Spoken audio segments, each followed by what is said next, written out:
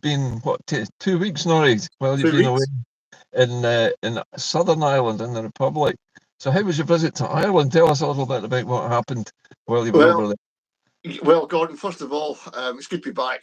Ireland was incredible. It's a beautiful place. It's full of history, a history that's open and accessible to people, even the darker history that they've got. And the first thing I think I remember was flying into Cork Airport and realising I had a UK passport. And that really annoyed me. And I had to go into this non-EU lane, which really grinded my gears. And I really got angry. And my wife was saying, "Oh, relax." I said, "I can't relax. It does my head in, you know." And then we got to the passport control, and the guy looked at my passport and he goes, "Have a great trip, Norrie," because he's seen my name on my passport. And he didn't have a great trip, Christian.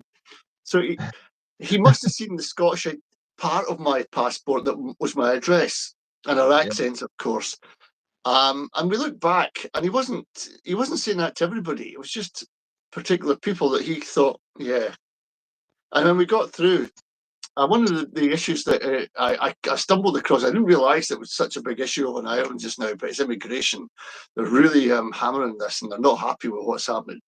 Right. And we got an African woman who had a nice car, but she had no idea where we were going. I had to grab her phone and put the postcode into the phone and hand it to her so she could put it on Google Maps. Not the best of starts, but I could see the problem that Ireland has with immigration. But the argument is they're doing the jobs that the Irish don't want. Yeah. Which I doubted, because there was a lot of other taxi drivers there that were locals. So I don't know. It's a bit of a mess, and I didn't dwell too much into that part of their argument. No. What I did do was ask lots and lots of questions on Scotland and Ireland, you know, and in the pubs, especially at a local level, you get amazing contributions from people who are really not happy with higher politics in their country, just like we are in ours. And want to know what's happening on the ground, you know. So I was there to tell them about Scotland, and they were very, very interested. And especially at the time when I was over, there was a very, very hot period for them. It's unusually hot, and sun was out and the rain didn't fall, and the rivers were drying up, and there was going to be a problem if this lasted. And I started chatting in a pub over a pint of Murphy's to a guy who was next to me and saying, "You're going to be struggling for water. That's something we don't suffer from in Scotland." And then he says, "That's why we should have a Celtic alliance." And then that got me into a big, huge discussion about what we could do, where it could happen, who would be the players, what would be the subject. This isn't a pub, Gordon. This is the best political dialogue I had. This is better than listening to BBC crap, you know. This is me in amongst it with real people with real issues.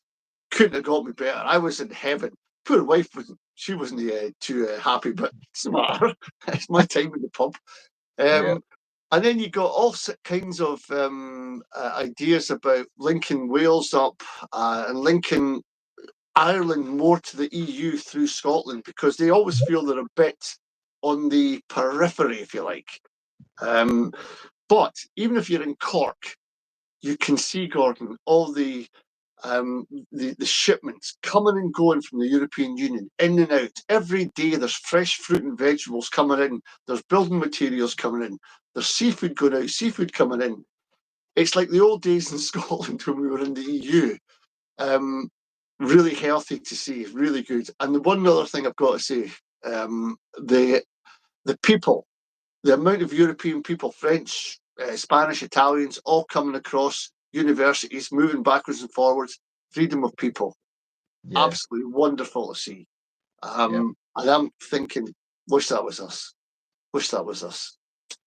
Well, it's interesting that some of the parallels you pointed out at the beginning of what you were saying about the fact that taxi drivers tend to be migrants who've recently come into the country.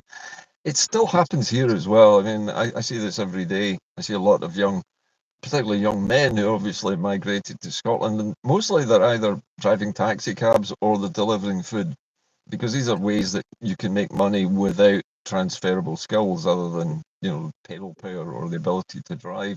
And that's in every country. I mean, it wouldn't really matter whether you were in the EU or not. There always will be some migration. So you need it, as you say, because these young people do the kind of work that we're too lazy or too far above, you know, be beneath us to do that sort of work.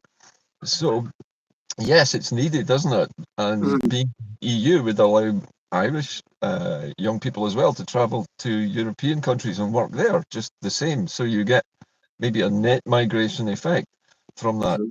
So as you were saying, students able to study in European institutions as well.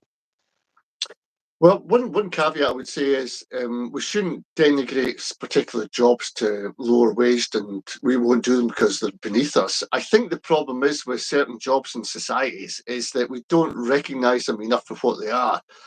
Yeah, And we don't do them because they don't pay enough. Well, we can't do them because then we can't pay our mortgage if we take that job.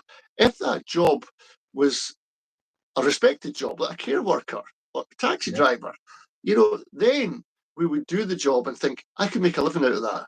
But Isn't it? because we can't make a living out of it, we don't do it. And that's where Yeah. the gaps appear. The other thing is that when we had the COVID lockdown, that was when food deliveries and other deliveries really spiked because nobody could go shopping. That's right. And that stayed with us. There's a legacy here now of food delivery, parcel delivery, and it's done by all kinds of people in all sorts of vehicles, basically. It's a way of making money, as you say, but it's not a way of getting on the property ladder. There's no No. way you can guarantee your income with that. So it's always going to be a stepping stone job to Yeah. something else, isn't it? Yeah. Because we deem those jobs not skillful. Yeah. What else did you discover about the people in Ireland and their attitude to things like what would happen? You know, if Scotland's going for decolonisation at the UN. Are Irish people willing for their country to be a sponsor? You know, once Scotland enters into this process as a member of the UN, do they see Ireland as backing Scotland's bid? They do. Again, this is at a low level in the pubs and in cafes. There's a lot of cafe culture appearing in Ireland. In the cafes, you can speak to a lot of people, and including, by the way, foreign nationals from Europe. It really is a European place, Cork, and Ireland itself. Um, the first thing to remember is that they've got enough on their plate with their immigration and liberation. And if they don't get the news about what's happening in Scotland, they tend not to be, interested in it. It's only when you start putting the meat on the bones to them, they start realising that was their situation and it's got parallels with what Scotland's going through just now. Yeah, And then you get their attention. And then all of a sudden, you'll get arguments like, yeah, but you fought with the Black and Tans. The Scots yeah, did, yeah. The Royal Scottish, the King's Own Scottish murderers, they call them, Scottish borderers, but they changed it to murderers. yeah, So there's a history of Scots fighting against the Irish in their struggle for independence, which that's what they're reading in their books. And I'm saying, well, that's what a colony is. They take over us and give us twice the money to fight you guys. In any war, in any place, that's what they do. The Indians were the people who knocked back Indian self rule because they managed to infiltrate them and make them yeah, fight against each other. He yeah. goes, I know how they work, man, but I'm just telling you, we have to look at all the arguments here. And I says, but surely in 2025, would you, Ireland, see Scotland as a friend or foe? And without shadow, friend, Yeah. friend. So that And attitude still prevalent there, yes. yes, and there's two things about it: language, Gaelic and Gaelic culture, and we could share that. And Yeah, on the culture, the music, the Celtic connections, the Edinburgh trad, a lot of Irish bands come over. The yeah, problem over in Ireland is that they're really not nurturing their. These are not my words, their words. They're not nurturing their own talent. So traditional Irish music is in the pubs and in the backwaters, and yeah, in Cork and Dublin, it's kind of for the tourists. But it shouldn't be. It should be out there for everybody. And that's the problem. When you start losing bits of your culture, Gordon, you start losing bits of your identity, and you start losing bits of who you are. That's the worrying thing about Ireland just now. I didn't see the trad music. I seen a lot of investment, a lot of ugly investment. We're talking about £1 million houses, €1 million houses getting built in the outskirts of Cork. It's just like where we are just now. They're building and building and building and going under the guise of, well, we've got so many people homeless. But if you've got £1 million or €1 million house, who the hell jink's going to buy that? Same in Scotland. We've got, I can point to, I can see it, £450,000 house right in front of my nose. Who's going to buy that? Nobody homeless. Nobody with a shortage of money. So we're getting gaslit.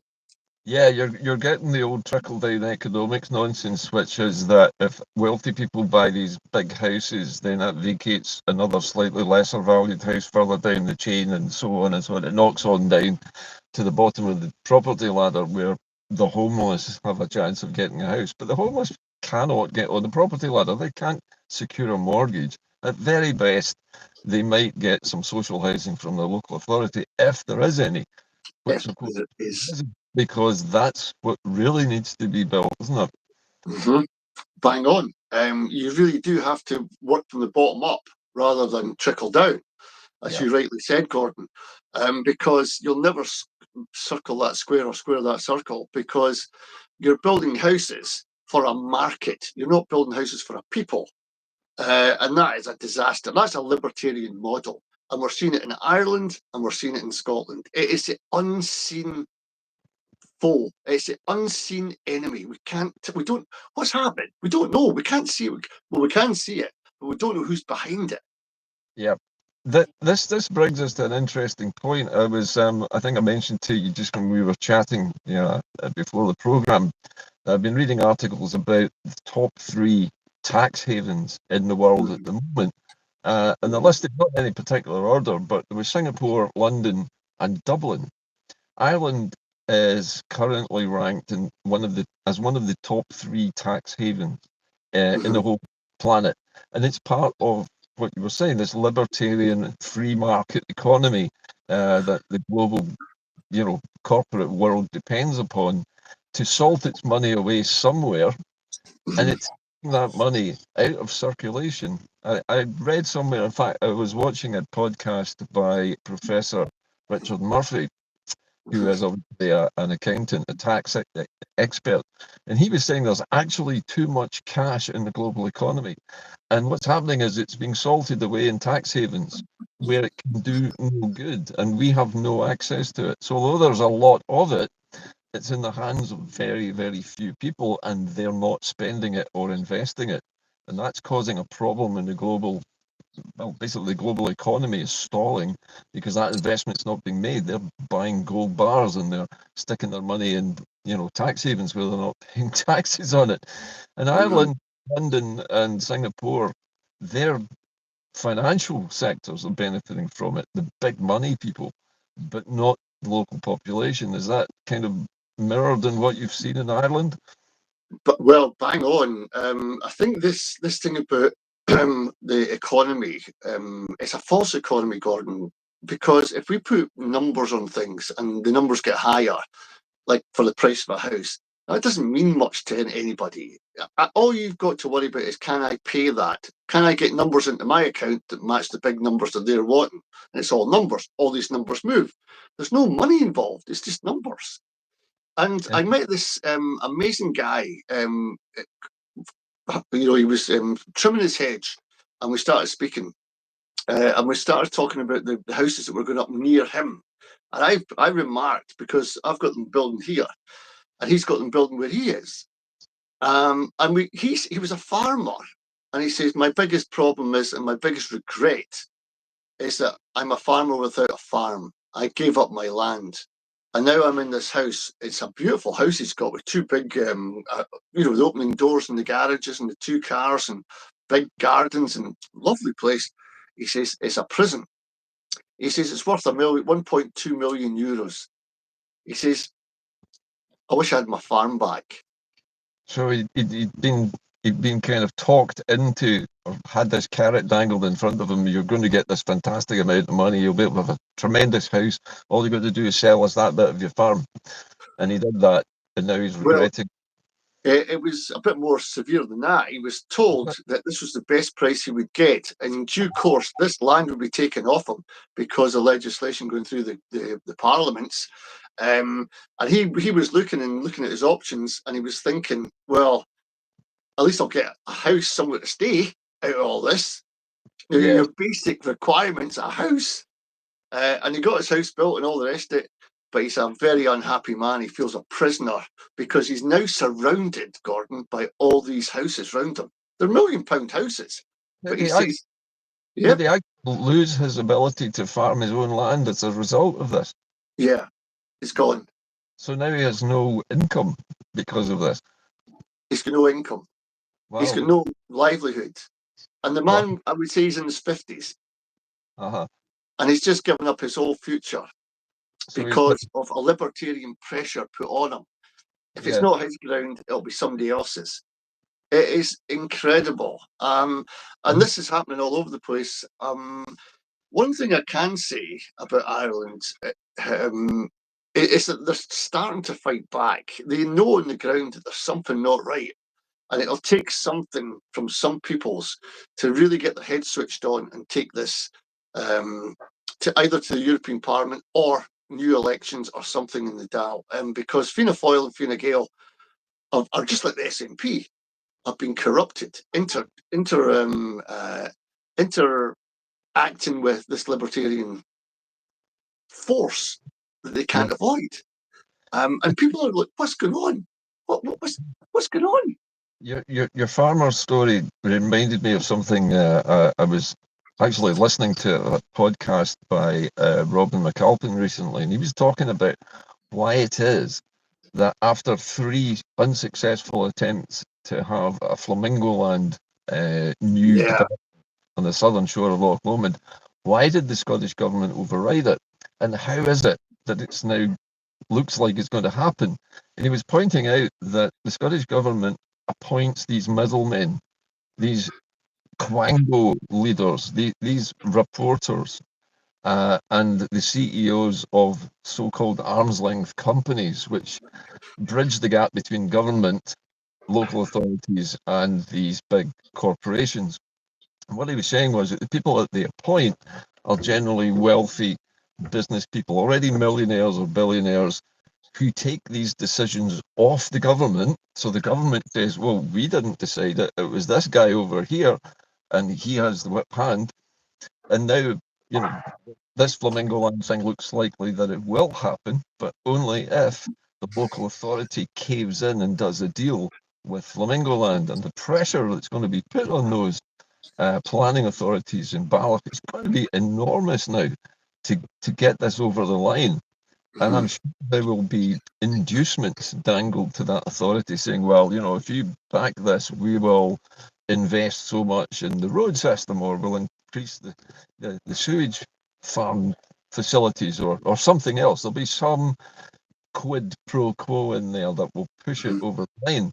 But the people actually who protested against it, and the experts who say it shouldn't happen, the ecologists who say it shouldn't happen, the naturalists say it shouldn't happen, the National Park says it shouldn't happen, the local authorities planning department says it can't happen, but the government can make it happen. And that's what happened. We now have decisions being taken out of the hands of government and out of the hands of local government by middlemen who are part of this setup that you've described. People wonder why it is that things are happening the way they are when they shouldn't really be doing this. That shouldn't be happening. No. If I can remind you, Gordon, of this settlement up here in Drumnadrochit, it went to the Community Council and they objected strongly. Now, you have to put your objections in legal terms, in legal stature. And that takes a lot of time and effort for people. Once they've done that, they sent it to Highland Council. Highland Council, the same thing, came down on a legal basis. This is not conducive to the habitat of Drumnadrochit. We reject it. Went to the Scottish And everybody thought, it's won. We've done it. We've pushed them back. This is our land, and we've people power has won the day. The company, Springfield, went to the Scottish Government with new proposals, and they said, we'll put it to the reporter. The reporter isn't one person, it's a group of people. It's a misnomer, reporter. This is more language to confuse and annoy us. You know, a reporter. They're not elected, these people. They're appointed by government ministers. Correct, Gordon. So you say from a pool of people, a group of people that they can choose from, who are all wealthy in their own right and are usually in big business themselves, and they take the decision. It's not necessarily they're in big business themselves. It's just that they're malleable people that you can push them. Yeah. But when it goes to the reporter, the final decision must lie with the Minister of State. He or she, whoever it is, has to look at the reporter and go, yeah, we'll take your advice. Housing's a priority. Let's rubber stamp this. And then they start building these things, and they start building Loch Lomond, and you think you've got them won, but the Scottish Government being manhandled by these libertarians, the pressures we don't know are saying, yeah, we'll let it go. We'll let this thing go. And of course, the Scottish Government's ministers, their position will be, well, we have a priority to build housing, and that's our policy, and that's what we've done, and therefore it's good. We have a priority to bring in inward investment in new businesses in Scotland, and that's why Flamingo Land needed to happen. They've always got a justification based on their policy, which just rides completely over the top with the views of every single voter who didn't want it. And therefore, they can say that they are doing what they were elected to do, which is bring in inward investment and build new housing, blah, blah, blah. But we know it's not suitable, it's not safe, it's not environmentally friendly, it's damaging the infrastructure, it's loading the infrastructure with far more than it can cope with, and it still goes ahead.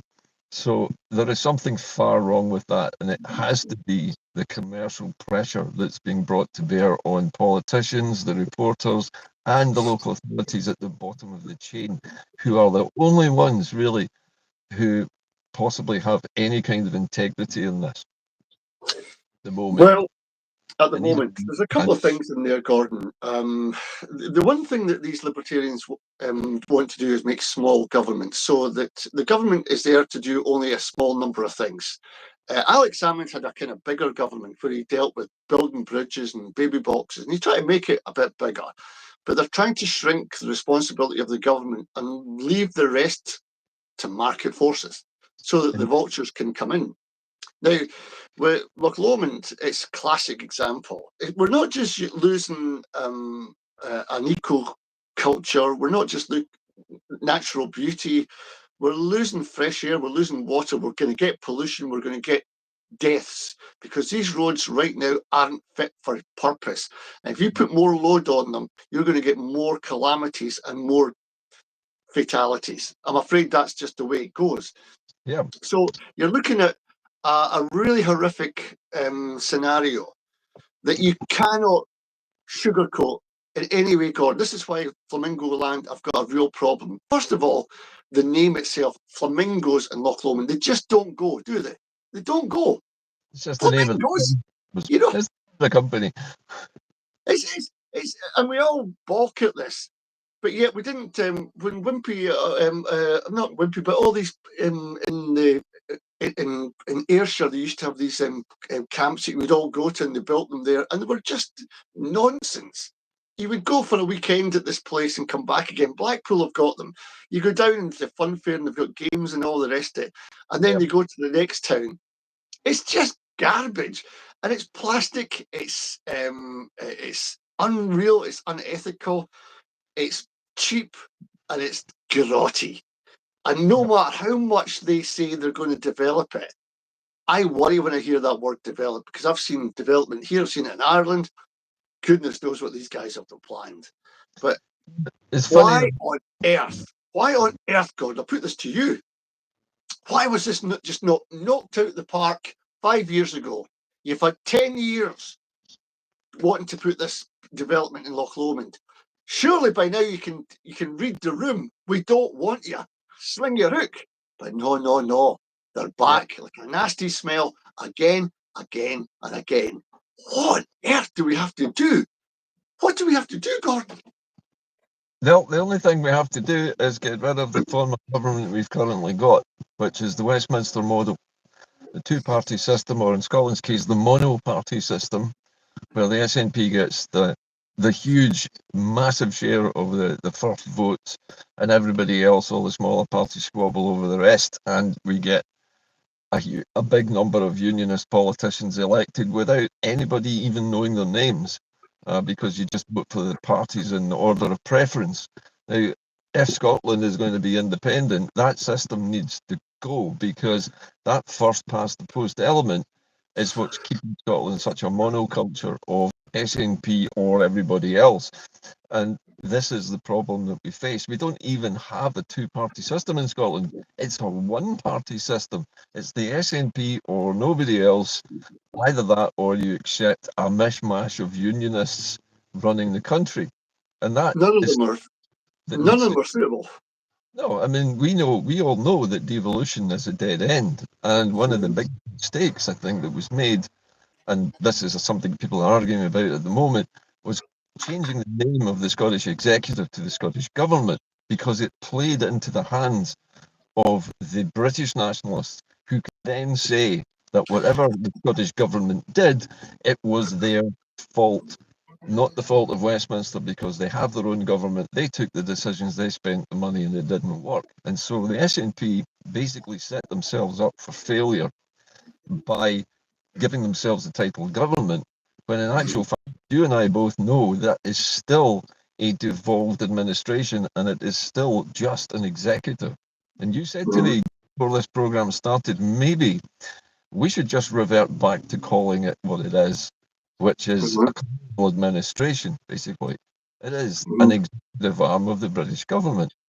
And if that were done, perhaps people would stop thinking that we actually have a government and realise that we're still being controlled by Westminster, and it's not their fault. Yeah, we're getting some messages about people not listening to us now, Gordon, because we're appearing to bash the SNP. Here's the thing. Your SNP is not it's not the romantic party you once thought it was, and the party that are going to get you over the line.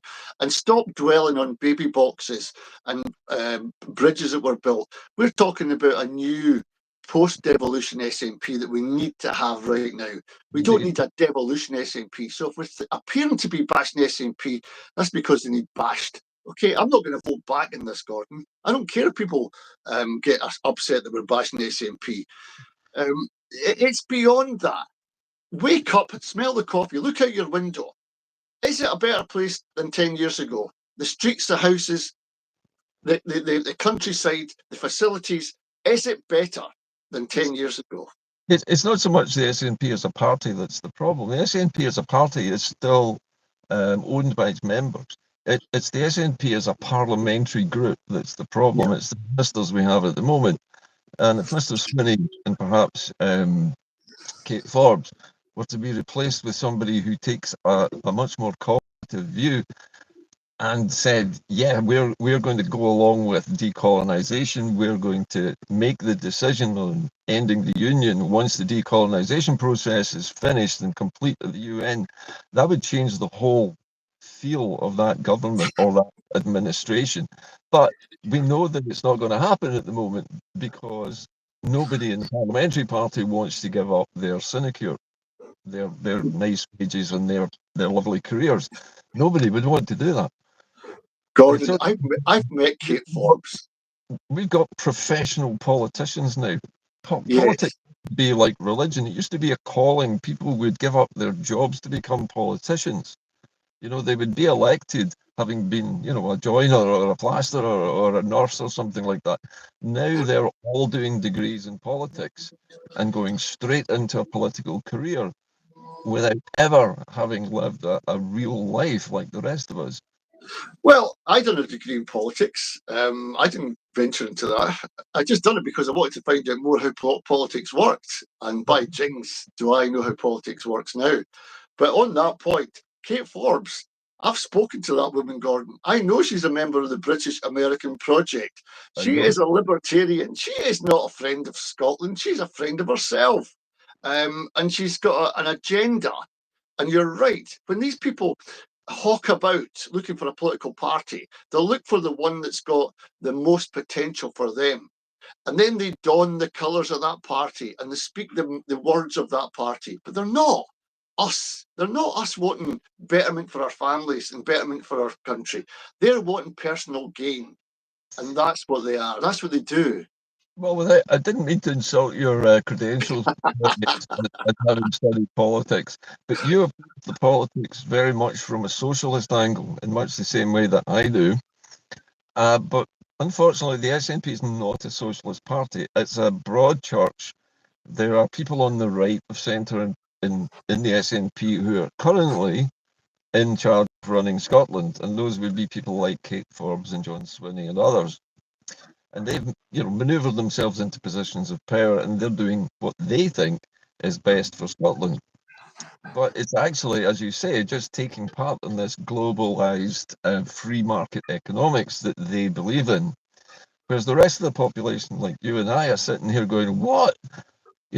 Scotland is a country where we have a heavy socialist streak in us. We like to see big government doing good things, building public housing, building a new tram network perhaps for Glasgow where they tore it out in the past, but doing something everyday people like you and I, instead of going with this globalized, we're bringing in billions of pounds of investment from companies that are not Scottish, making money out of Scottish resources and then disappearing off that cash that they've made into tax havens.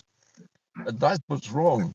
It's the whole global system that is at fault, and it's the SNP's current leadership. I'm emphasising this very heavily. We're not criticising the whole party here. We're criticising the current leadership. Until that changes, we're not going to see any big changes in SNP policy, even if we vote for them next year, which many of us will, just because we don't know who else to vote for. But there is an emerging consensus in the list seats now, where all the smaller parties, which were like the ISP, the Scottish Socialist Party, Inde for Inde, all grouping together now, all of them in under one single banner of Liberation Scotland, and they're standing candidates in the list, and that needs to continue, and it needs to continue into the first votes as well. They need to put up some strong candidates in some shaky, because they need to start getting their feet in the door when it comes to not just the list votes, but first past the post, getting people elected who are trusted, who are known, and who are known not to be, as you would say, sort of free market global neoliberals, because we've seen them fail, and they keep failing, and they keep doing things we don't want. Well, we've seen them fail us, Gordon, these libertarian and these models. We need to have a more socialist, a more bigger government. I keep banging on about this bigger government where we take on nationalisation of care homes and we do big things from the government. And then we have communities all over Scotland with their own sense of democracy. It can't be rooted in Edinburgh all the time. We've got to think out of the box a wee bit more. And then once we start identifying that we're losing democracy, because we are, everything we do is controlled. The food we eat is controlled. The places we go are controlled. The pathways we have. Somebody made a path for us to walk. We can't go wild and into the unknown, the excitement of life that is. No, because all those freedoms have been taken off us. And if we start to realise this, we might start thinking more differently rather than, oh, the SNP, I'm going to vote them. It's not about voting for political parties. It's about getting the agendas in your head. We already spoke about the colonisation, SSRG meet last a couple of weeks. Was it a couple of weeks, 2 weeks? I don't know. Yes, I was on holiday. But I caught up with it. And maybe this is the angles we've got to look at to get independence, to get our liberation, not independence. Independence is a kind of word I don't like using anymore. Liberation. Democracy. These are things that really affect us all. While you were away, Norrie, there were two really big things that came out of that SSRG conference, which the British media deliberately tried to squelch, and they only made a few column inches in the National. Well, first one, and I think the one you probably know of, was Professor Black's, Robert Black QC, his legal opinion. And he said in his speech, which I thought was very big of him, that up until last year, he still believed the British narrative that both Scotland and England were extinguished in 1707 and formed. Yeah, I know. But he said that if you look past the documents to what actually happened rather than what they said happened, only Scotland was extinguished and all of its institutions. England and its parliament remained intact and simply added Scotland as a territory to the English crown, and therefore the union, which everybody claims we joined voluntarily, doesn't actually exist, and therefore Scotland has to be, by definition, a non-self-governing territory, and therefore it is eligible for decolonisation. And that legal opinion is the first time any King or Queen's Council has ever broken ranks on that in Scotland, and that was a big deal. The second thing come out of it, and just before I finish, Norrie, sorry about this, is that the SSRG has now got its representative going to the UN to present a case to Antonio Guterres, the head of the UN, will see these documents and see this history of what really happened and why they should accept us on the list for decolonisation. And Robin McAlpine also is quoted about this, and Craig Murray, I would say a man who desperately wants independence, is a former British ambassador, knows the ins and outs of the UN. So we have the expertise to take it there, and we have the legal opinion now. And that's something which has really shifted everything in Scotland now away from referendums, the SNP and party politics. The brilliant thing about this, Gordon, is that the people, ordinary people from different parts of Scotland, walks of Scotland, have come up out with the political system and paved the way for independence. This should embarrass the SNP into coming forward and saying, you know what, you're right, we'll get right behind this. But I've heard nothing but tumbleweed from the SNP coming over and asking for more information, or can we sit down for a chat with you, Robert Black, Craig Murray, could you come in and speak to us about this? This is monumental. Well, now, if there was a party, Gordon, let me just put this to you, if there was a party hell-bent on getting independence for Scotland, they would be looking at every single avenue that they could pull and push and turn over this corrupt system that we're in, instead of, the language coming out, Gordon, is unbelievable. We will work constructively with the UK government, says John Swinney. We will give Flamingo Land another chance. This isn't the direction you want a pro-independence party to go. This is not the party you think you own. This is something else. I hate to be negative, Norrie, but it's even worse than that, because the organisers of the Scottish Sovereignty Research Group conference in Dunfermline, in which these historic decisions were taken, invited every party in Scotland to send representatives along to the conference to see what was happening, to talk to us. The SNP got multiple open-ended invitations and decided to send nobody. They blanked it completely. They ignored it on purpose. It was as if it wasn't happening. And no independent party should ever behave that way at all. I didn't know that, Gordon. I didn't know that fact. Wow. Wow. I would have thought if you read the room and smelt the coffee, etc., etc., you would see which way the wind's blowing. Now, if You, can I just say something, Gordon? This is a selfless plug for one of my last shows in Caledon Radio. We've got a guy called Ewan Kennedy, who's a very prominent solicitor in Scotland, and he's got another way of going towards independence that doesn't involve colonisation, going to the UN. It involves another route. Now, I'm not going to say any more because people will have to tune into my last show with Ewan Kennedy. And I can tell you, it is brilliant. It is beautiful. And if we can do that and go to the UN and do these other things, game's a bogey. The game is a bogey. as you said, no party which is overtly pro-independence and striving towards it should ever ignore anything that is proposed by a QC on how they can achieve independence. And certainly the referendum route is definitely closed. It's simply because in UK politics, referendums, which are direct democracy, which give people the power to decide things, are hated.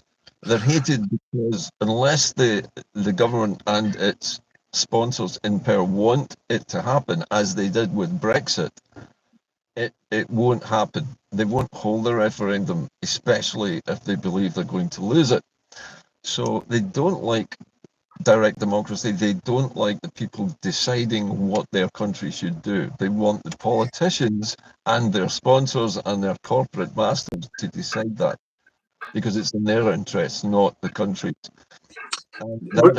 I'd be very, very interested to hear what this interviewee that you mentioned, this Casey, is he another legal evil? He is, yep. But he's got his doubts about, but he's not got his doubts about the UN. He just thinks the time it might take, we could be doing something in the meantime on the other side.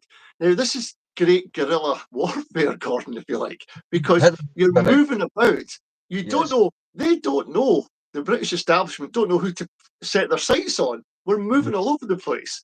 And this is brilliant. This is unbelievably, this is our legal minds thinking for Scotland.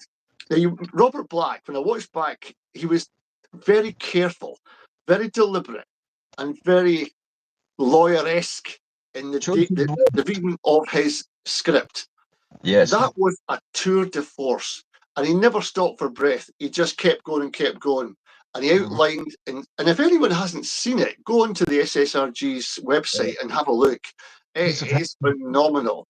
And I tell you what, a chill runs down the back of your spine. And this, Gordon, I tell you, this is a thing that will get people angry, because suddenly you've got these people at the top of a Scottish establishment, because they are the judiciary. You can't get higher than Robert Black. He's now talking to us from this lofty position, and we're going, "You dancing bear, let's do this. Come on."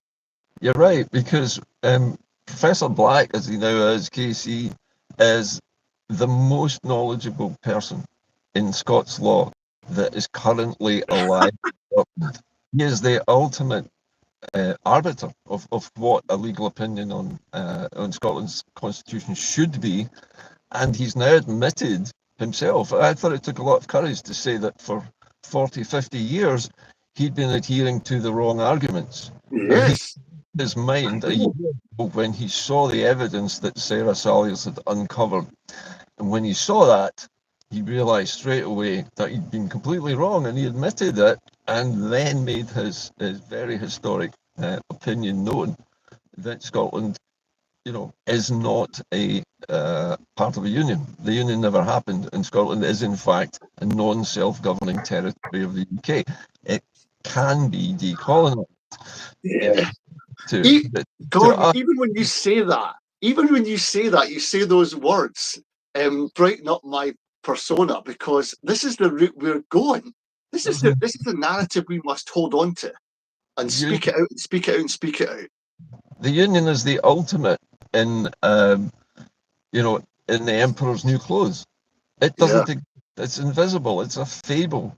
And the truth of the matter is, we were taken over. It was a hostile takeover, and we've been absorbed into Greater England, which is now calling itself Britain. And that is the only change. There is no United Kingdom. It's just calling itself that. It's basically England, England's government, England's monarchs. And you'll notice that the heir to the throne was in Glasgow recently, I think, while you were away, visiting a BAE warship yard with his wife to much fanfare. No, none of the Scottish people, certainly no Glaswegians, were allowed anywhere near them. No wonder. This visit to Glasgow in secret, and then in secret disappeared again after the BBC got the photo opportunities. So they're trying their best, to portray Scotland as being British, even though it's now a myth. We're not in a union at all. We are, in fact, a colony. Here's the thing, Gordon. All these visits of these foreign dignitaries coming to Scotland, pretending that they're part of our system, the more and more we get on board with the arguments, the more and more we'll laugh at them. I think we're past the arguments and the getting angry stage. We're now at the we know. Your ass is out the window, son. You get out of here. You're not as sovereign as any more than you or I, Gordon. He is not as sovereign because we know that the people of Scotland are sovereign. That's where the sovereignty lies. Not with that muppet that comes here in his kilt and tells us that we're a great wee country and I'll buy up all your land from you and put my pals on for the shoots. Nah, these days are coming to an end, Gordon, because they're unsustainable. The people at the bottom are looking at themselves and going, I haven't got access to the countryside. That muppet, who isn't even my king, has got swathes and swathes of land for his and his mates that should be my land. And if you don't have your land, you've got nothing. If you don't know where you're from, Gordon, you're wandering through this life homeless, clueless about who you really are, what it is to be a Scot. What is it? What makes you be a Scot? Is it your language? No, it's knowing your land. And the problem we've got is we've got everybody by design in the central belt, and the rest of it we've lost. We are priced out of Scotland, you and I, Gordon. We cannot fly to Stornoway. We can fly to Dublin cheaper because the markets fly so many bloody flights up and down. There's bound to be a cheap one here and there, But if you try and get a flight to Stornoway, you're paying over the odds. Why is rail travel in Scotland so extortionately expensive? That's because there's an intermediate company in the way. There's a private company which is actually running ScotRail as an arm's length quango, and its directors will be getting paid a fortune, which is what they want to be appointed as heads of quangos by ministers. And that's what's wrong with Scotland. We have the same exact system that the English have in their country, running our country. It's an how do we make ourselves different from England so that we can say to our own people, they're not us, but we are us. We are here. Nori, we don't need to identify ourselves. We know who we are. Everybody knows who we are. Even people in other countries know. And you experienced that when you went to Ireland. As soon as they realised you were Scottish, the whole attitude to you changed. If you'd been English, do you think you would have been treated with the same deference and the same politeness and the same warm, friendly welcome? Gordon, here's the thing. When I speak to people, it opens a door. It opens a door and I'm welcomed in. I'm now in that door and they see me as Scottish. That's great. But if I turn out to be a Scottish Tory, they'll give me a hard time.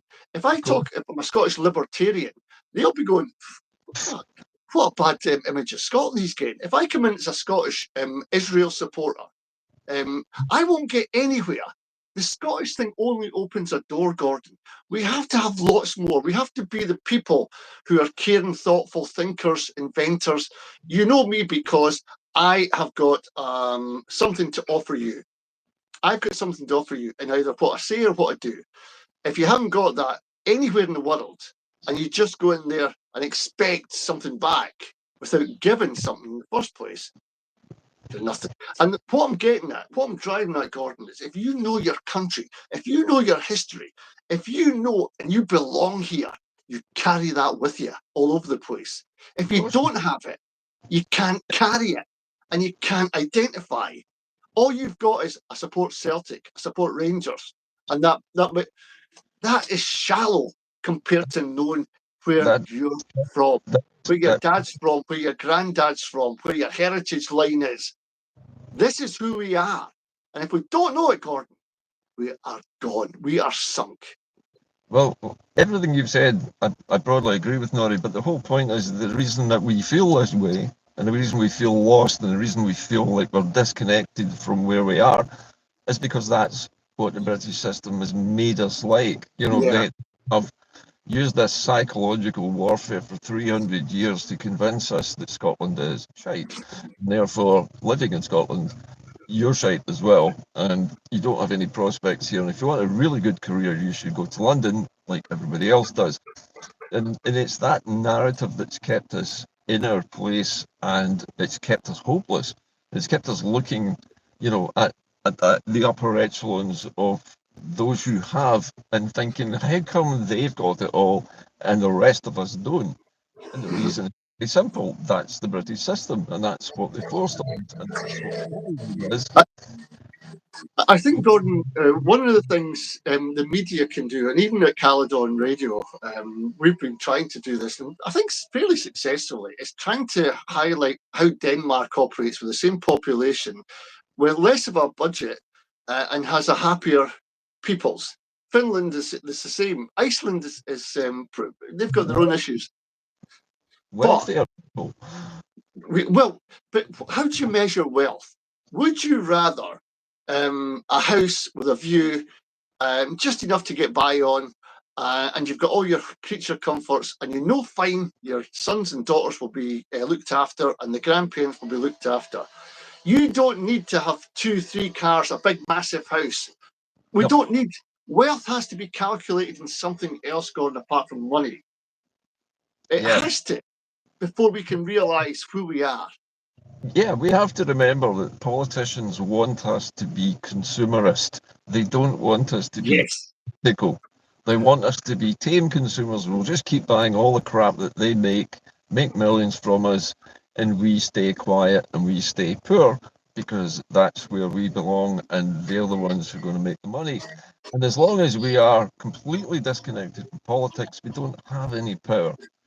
But if the people who really want Scotland to change were to actually get on the streets, join political parties, but more importantly, campaign to free Scotland from this system, because it's this system that's grinding us down into the ground, and it's designed to do that. And you can't get out of it while you're stuck in what's known as the union, which isn't a union at all. You're in a colony. You're being exploited. You don't have any power. That's the way they want it. You can't change that unless you get rid of the union. And there are now several avenues, it appears, legal and political avenues to get us there. And they are nothing to do with the SNP or anything to do with referendums or even elections. They are all completely separate. They're international routes. They involve looking outside of this tiny bubble that we are trapped in. And to do that, we're not going to move forwards. People need to look outside of Scotland, and they need to see the UK for what it is. It's not a union. It is the emperor's new clothes. It never happened. The union was never formed of England. And that's basically the truth of where we're at. We are of England. So we've got the narrative, Gordon. We've got the KCs. We've got Craig Murray, ambassador. We've got the NGO. We've got Sarah Salios as well. All these prominent people, intelligent people. They can't do it on their own. We have to start getting behind them. And if that means signing up to Salvo, and if they've got a crowdfunder, which I think they have, because going to the UN takes a lot of money, and people will have to go and stay over and all the rest of it. It takes a lot of money. I can assure you there'll be no monies given to SSRG from the UK government or the Scottish government. Despite the Scottish government, by the way, giving £200,000, it was revealed to an Israeli group. It was in the papers in Ireland, and we found that out. Yeah. I'll get more than that story for Caledon. I haven't got it with me just now, but there's all kinds of stuff coming out. Where we're not getting any money, Gordon. We don't get any money to promote. That was one of the things. SSRG won't. One of the things I wanted to finish on today is the fact that you and I both have seen our very small trickles of donations, which we rely on, virtually drying up recently. And I know that you would never shut down Caledon Radio if you could have kept it going. And I think we're all experiencing this now. We're experiencing a big silence, a massaging of our viewing figures and things like that. Yeah. I tell you right now, I'm looking at live views at the moment of well over 80 live views right now while we're doing this program. People are obviously angry and interested in this topic. It's just gone up. It went briefly up to 86, 87 people watching live. Now that's more than Nicola Sturgeon used to manage during her live appearances. Yeah, the COVID. And that shows the strength of feeling amongst people. I think when people watch our program, I think one thing I would say to them is we're not here to bash the SNP as a party. We're here to bash the system that their politicians have put in place, which is keeping us trapped in the union and is causing our country to be exploited even more than it already was. And until the SNP actually changes its leadership at the top, I don't think we're going to move much further, and certainly the next election next year is not going to move the dial very much. For my part on that one, Gordon, I will bash Kate Forbes. I think she is not an SNP person. She's coming from a career politician standpoint, and she's joined in and got to where she wants, up the greasy pole. Member of the British-American Project. Sorry, if the SNP want to appear to be left of centre, why have you got somebody who's very, very past the right of centre? It doesn't make sense. And the sooner we get a clear out of these people and a reappraisal of what the SNP stand for and get good, decent people in who have left in their droves the SNP. They used to have 120,000 members, Gordon. I don't know what the figures are now. I bet you they aren't as high as that. 60. But I tell you, on the figures that you were talking about, we were getting really good figures at Caledon. I mean, really good figures coming from Canada, Australia, New York. And what we did, Gordon, we asked them all to send, wherever you were in this world, send us a wee jingle. And we got them from everywhere. Turns out that I see messages coming from people in Australia at the moment, people in Uganda, in Africa. There are people all over the world who watch Taiwan. And Australia. Yeah, I mean we're currently at 86 live views just now, and it's hovered between sort of 75 and 90 all the way through this program. That's the highest viewing numbers I've ever seen on this show. So something we're saying is getting through to people. I hope that we keep doing that, because no matter how angry we get, you and I personally, unless we can communicate to people what's going on, they're not going to feel inspired to do anything about it. And that's all what my jacket is about. That's why it's called that. Yes. The jacket, because we're going in to fight for this, That's yes. what it was about. And we can't afford to take prisoners, Gordon. We've got to, this is too important. Our futures are too important. We've come to so many gates that have been slammed shut in our face. Well, wait a minute here. Let's climb over the gates. Let's get moving. Let's get charging. Because I won't shut up. I know Caledon's coming to an end, but Rory Hunter's still going to be alive. You can't. Yeah, we will both still be here, and we will both still be podcasting together, and I'll still be doing my shows. And Rory, I mean, why not get onto YouTube yourself with your own show again? And do it as a live stream like this. You can obviously handle it. Yeah. Well, the thing about this, Gordon, is over the last 5 years, 4.5 years, I've had lots and lots of Scottish kids coming up with their music and playing it. I can't play it on YouTube. There's a license that forbids it. Yeah, the music and the culture, which I wanted to give to the Scottish people. I wanted them to coalesce round and say, look, this is what our young people are doing. It might It might not be your cup of tea, mixing Scottish traditional music with Afrobeats. It might not be your cup of tea. You might want the Highland bagpipes in a band. You might like Run Rig, but it's not one bit of music we've got. We've got a mass array of talented youngsters who are comedians, who are musicians, who are singers, songwriters, who are our future. I think all you need to do is get them on your live stream to say, I give full permission to use my copyright material. It doesn't work like that, Gordon. It's YouTube. You can use their music, which is bland music, but you cannot, because royalties come in and who owns it, and you have to trace it back, and then people want a share of it. There's 5 in the band, they get split 5 ways. Doesn't happen. That's a shame. Well, listen, Nori, we've overrun by about a minute or so today, as usual. But it's been a fantastic show today, and the numbers are still up hovering around 80 viewers right now, even at the end of the programme. So I'd like to thank all of our viewers who've watched till the end again. And I'd like to encourage you to keep donating, because both Nori and I have been seeing a tail off in donations. And I know people are fed up and disconnected, and I don't have much money. Nobody blame you for not donating. No. Look, again, Gordon, it's not about money. It's about maybe just tuning in, listening. Yeah. That's worth more than a cup of coffee or whatever, a 10 quid donation. I'd love you more to just listen to what we're trying to tell you. And share it to everybody you know. And share it. Like, share. Press the big thumb button, subscribe, all those things. Leave a comment, leave a like.